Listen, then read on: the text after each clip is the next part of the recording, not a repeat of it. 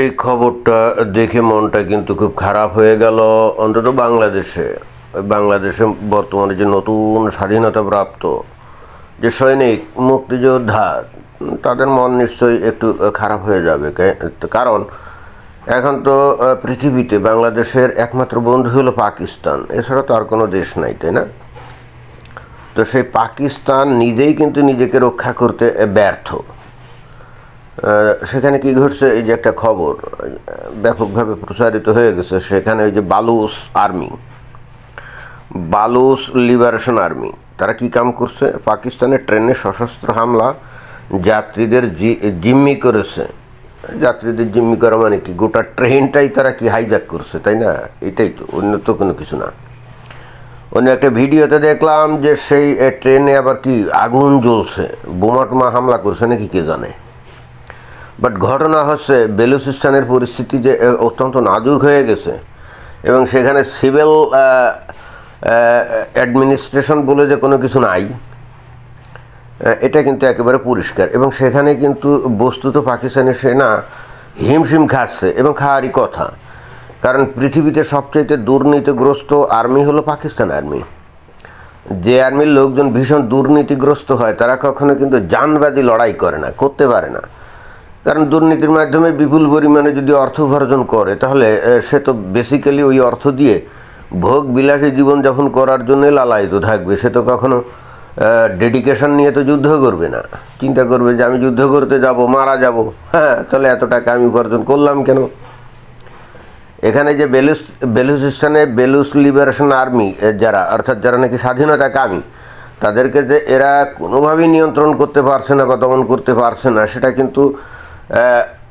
কিন্তু আসলে পাকিস্তানি আর্মিরা যে যুদ্ধ করতে জানে না বা তাদের অস্ত্রপাতি নেই, আসলে তা না। আসলে আছে নৈতিক যে সাহস বা নৈতিক যে বল, ওইটাই নেই, এবং থাকার কথাও না। একদিকে এই বেলুচিস্তানে তারা প্রচণ্ডভাবে মার খাচ্ছে, প্রতিনিয়ত আমরা শুনি যে এখানে পাকিস্তানি সৈন্য মারা যাচ্ছে।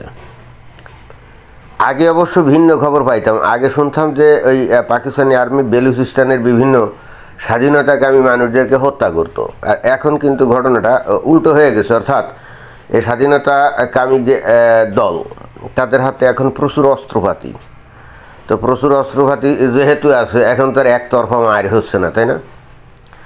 তো পাকিস্তান কিন্তু তার নিজের অখণ্ডতা রক্ষা করতেই এখন হিমশিম খাচ্ছে, এবং সম্ভবত ওই যেমন ওই মায়ানমারে আরাকান আর্মি যেমন ওই যে রাখাইন প্রদেশ দখল করে ফেলছে না, এবং এখন হয়তো আমি জানি না এত দেরি কেন করছে, এখনও কিন্তু তারা স্বাধীনতা ঘোষণা করে নাই।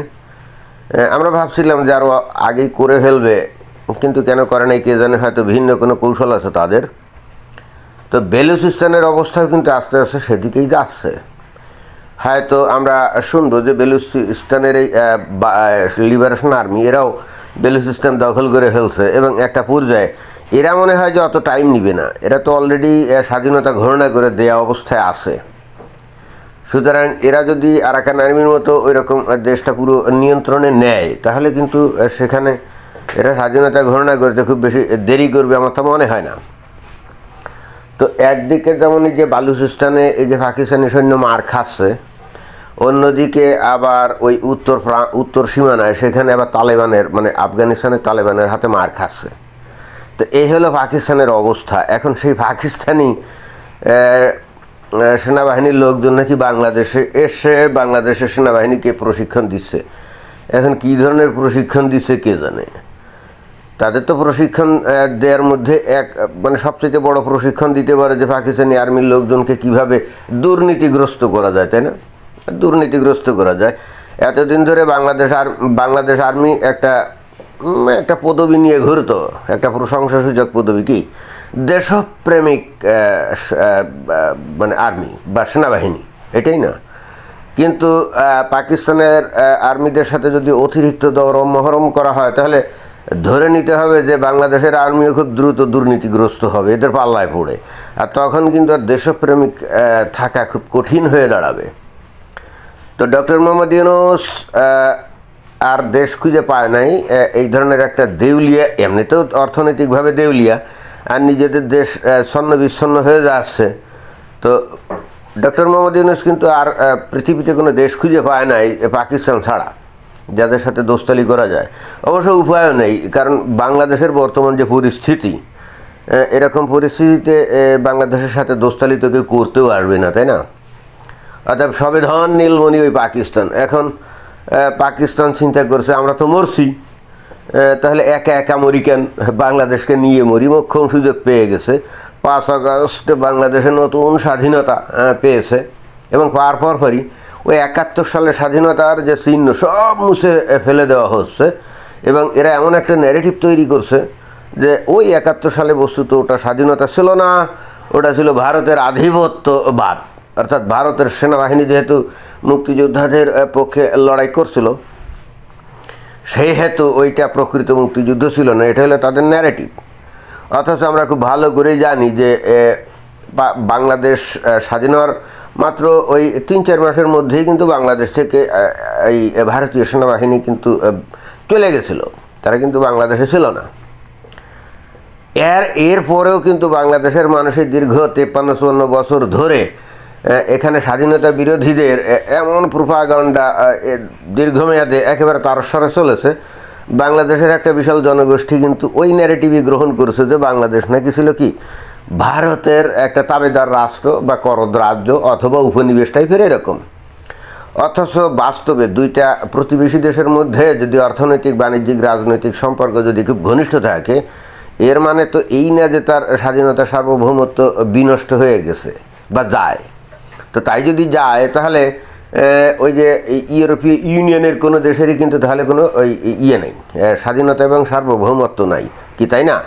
কারণ সেখানে তো কোনো বর্ডার নাই, এক দেশ অন্য দেশে ঢুকে যায়, কোনো পাসপোর্ট ভিসা লাগে না, কোনো ওই বাণিজ্যিক যে গাড়ি সেগুলোও যায়, ব্যক্তিগত গাড়িও যায়, সেনাবাহিনীও চলাচল করে, কোনো সমস্যা না। নট অনলি দ্যাট, এই ইউরোপীয় ইউনিয়নের দেশগুলা কি ন্যাটো গঠন করছে, তাই না? এখন খেয়াল করে দেখেন যে এই জার্মানিতে দ্বিতীয় বিশ্বযুদ্ধের পর থেকে বিপুল পরিমাণে কিন্তু আমেরিকান সৈন্য ছিল।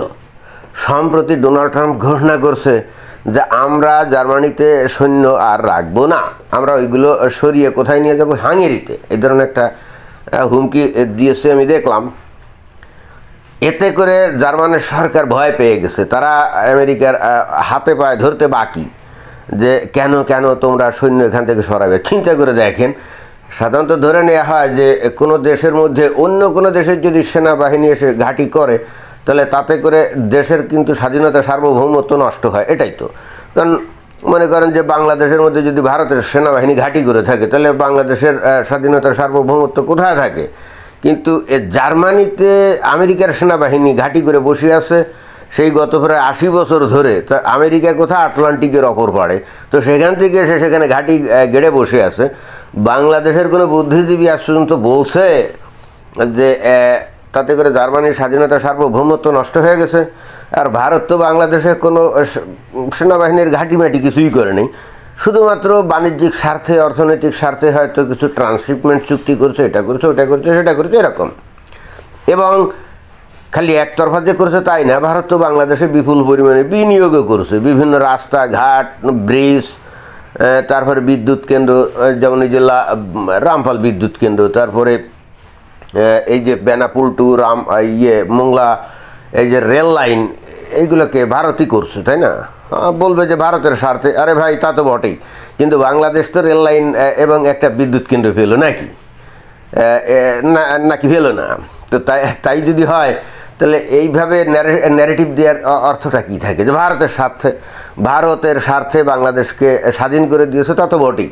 পৃথিবীতে কোনো দেশ তো কাউকে একেবারে নিঃস্বার্থ কিছু করবে এমন কিছু আছে নাকি? না, এমন তো কোনো কিছু নাই। তো যাই হোক, বাংলাদেশের মানুষকে এখন আর বোঝানো সম্ভব না, কারণ ধর্মীয় দোষে তারা এতটাই উদ্বুদ্ধ যে কোনো কিছুতে তাদের কোনো বোধবুদ্ধি হবে, কাণ্ডজ্ঞান হবে তা মনে হয় না। ধর্মীয় কারণে তারা ভারতকে ঘৃণা করে, হিন্দুদের ঘৃণা করে, দ্যাটস অল।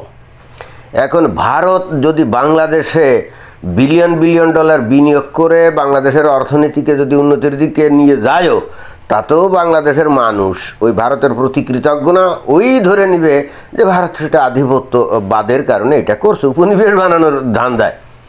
আমি বাংলাদেশের মানুষের কাছে একটা বিষয় পরিষ্কার করতে চাই। আচ্ছা, আপনাদের বয়স যাদের একটু বেশি, একটু ভালো করে চিন্তা করে দেখেন তো, বাংলাদেশের প্রকৃত অর্থনৈতিক উন্নতি যেমন এই যে পার ক্যাপিটা ইনকাম, মানুষের কর্মসংস্থান, তারপরে বৈদেশিক যে মুদ্রার রিজার্ভ, জিডিপি গ্রোথ এবং জিডিপির পার্সেন্টেজ ইত্যাদি, বার্ষিক পার্সেন্টেজ যে গ্রোথ, এইগুলো সবচাইতে বেশি কোন সময়ে বেশি হয়েছে এবং কোন সময়ে পৃথিবীর বিভিন্ন অর্গানাইজেশন এবং বিভিন্ন দেশ সংস্থা বাংলাদেশকে একটা রাইজিং টাইগার, একটা উদীয়মান অর্থনৈতিক শক্তি হিসাবে তারা প্রচার করেছে। আপনারা খেয়াল করে দেখবেন বিস্ময়করভাবে, সেটা হলো শেখ হাসিনার আমলে।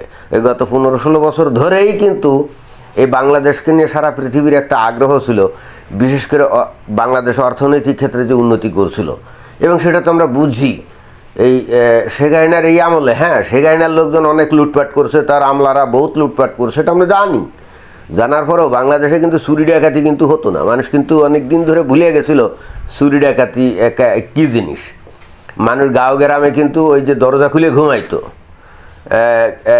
কোনো চুরি ডাকাতির কোনো ভয় টয় ছিল না। কেন? এটা তো আর এমনি না। এটা মানুষের যদি কাজ থাকে, আয় থাকে, উপার্জন থাকে সৎভাবে, তাহলে মানুষ চুরি ডাকাতি করতে যাবে কেন বলেন তো? না, তা তো যাবে না, তাই না? আর এখন হঠাৎ করে এমন কি এ ঘটনা ঘটলো যে বাংলাদেশে চুরি ডাকাতি, ধর্ষণ ইত্যাদি ব্যাপকভাবে বেড়ে গেল। সোজা হিসাব, কাম নাই, কাজ নাই, আয় নাই, উপার্জন নাই। তাহলে শেখ হাসিনার আমলে এই যে 15-16 বছর যেটা বলা হয় যে স্বৈরাচারী শাসন, তাই না? তাহলে এই সময়ে কেন বাংলাদেশের অর্থনৈতিক উন্নতি এত হলো? এর কারণ হচ্ছে এই সময়েই ভারতের সাথে, অর্থাৎ প্রতিবেশীর সাথে সম্পর্কটা খুব ঘনিষ্ঠ ছিল, এবং যে কারণে বাংলাদেশের মধ্যে কোনো ঝুঁঝামেলা তৈরি হয় নাই। এবং আপনারা যদি বাংলাদেশের ইতিহাস দেখেন, আপনারা দেখবেন যে এই শেখ হাসিনার আমলে যে পরিমাণে অর্থনৈতিক উন্নতি ঘটছে, অতীতে কখনোই সেটা ঘটেনি। কারণ কি? কারণ হচ্ছে প্রতিবেশীর সাথে সুসম্পর্ক স্থাপন, সুসম্পর্ক থাকা। প্রতিবেশীর সাথে যদি গণ্ডগোল, গ্যাঞ্জাম, ফ্যাসাদ থাকে বা বৈরিতাপূর্ণ সম্পর্ক থাকে, তখন নিজের দেশের কিন্তু উন্নতি হয় না। কিন্তু বাংলাদেশের মুমিন মুসলমান ধর্মীয় জোশে এমন উদ্বুদ্ধ, এগুলো ভুলে গেছে। তারা ভারতের সাথে শত্রুতা তৈরি করে তারা ওই একটা মানে ব্যাংকরাপ্ট, মানে দেউলিয়া দেশ, এবং যে দেশ নিজেই নিজেদেরকে রক্ষা করতে পারে না, তাদের সাথে সম্পর্ক করছে। তো আমি জানি না বাংলাদেশের মানুষের চোখ থাকতেও কীভাবে এত অন্ধ হতে পারে।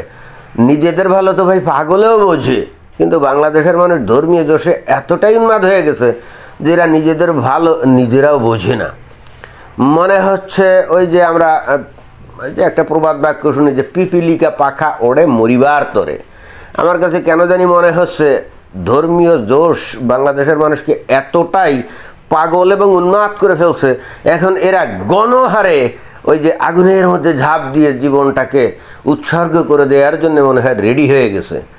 তো এখন সারা দুনিয়া, মানে বাংলাদেশের মানুষ যদি সেটাই চায়, আমি তো আর এদেরকে থামাতে পারবো না, তাই না? হয়তো দূরে বসে দুঃখ প্রকাশ করতে পারি। আফটার অল ওখানেই তো জন্ম, ওখানেই তো বেড়ে ওঠা, দেশটাকে তো ভালোবাসি। তো সেই দেশের যখন খবর পাই, যেমন আমি এখন দূর দেশে বসে আছি, তাই না? এখান থেকে যখন বাংলাদেশে চুরি, ডাকাতি, ধর্ষণ, অরাজকতা, তার লুটপাট, এই খবরগুলো যখন শুনি, তখন হৃদয়টা কিন্তু খুবই মানে দুঃখে ভারাক্রান্ত হয়। এই ভেবে যে হায় রে, কী দেশ ছিল, কি হলো।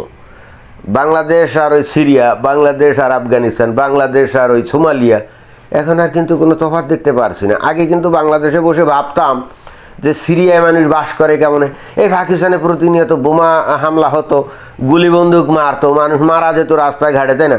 তখন ভাবতাম যে এই যে পাকিস্তানে মানুষ বাস করে কি করে।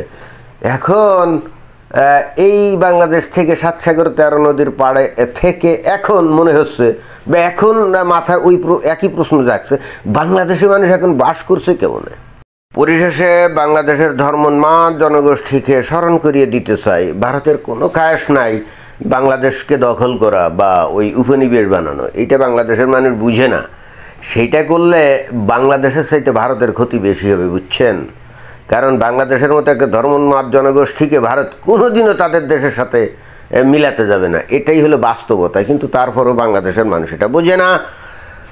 তবে হ্যাঁ, পরিস্থিতি পরিবর্তন সাপেক্ষে যদি ভারত কোনো দিন বাংলাদেশের প্রতি প্রচণ্ড রকম বিক্ষুব্ধ হয়ে আক্রমণ করেই বসে, হয়তো কিছু অঞ্চল দখল করতে পারে, এবং সেটা করবে বাংলাদেশের মানুষের খাসলতের কারণে।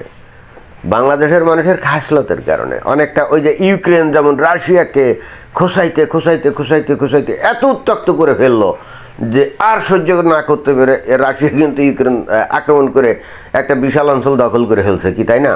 এখন সেই অঞ্চল কিন্তু আর ওরা ছাড়বে না। বাংলাদেশের ক্ষেত্রেও কিন্তু আমার কাছে কেন জানি মনে হয় যে ভবিষ্যতে কোনো একদিন এই ধরনের ঘটনা ঘটতে পারে।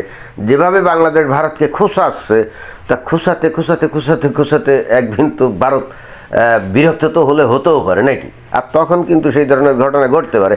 তবে তারপরেও এই ধরনের চিন্তার কোনো সুযোগ নাই যে বাংলাদেশকে তারা দখল করে ভারতের সাথে মিশাবে। জি না, এই কাজটা অন্তত কোনো দিন হবে না।